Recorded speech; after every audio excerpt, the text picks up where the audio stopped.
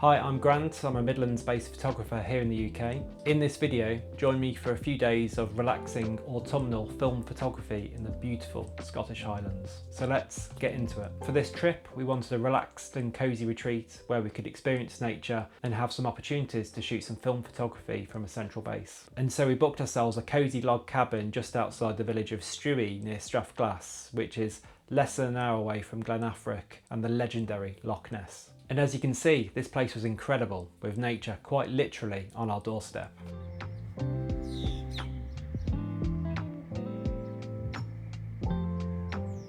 Starting with my film camera of choice, I wanted to keep it simple and challenge myself to use a single camera for this trip.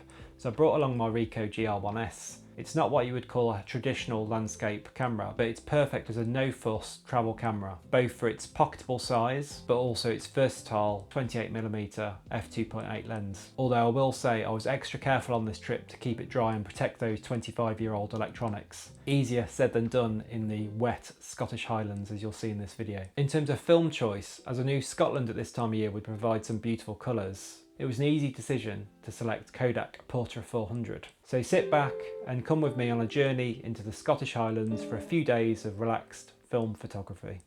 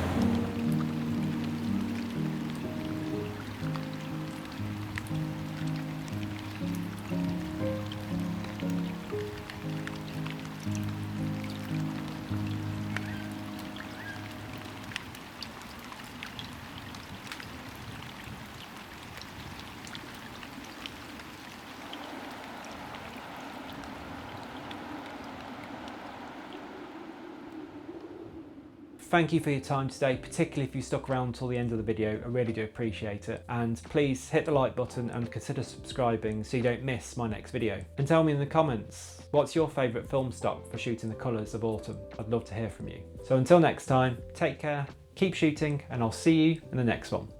Bye for now.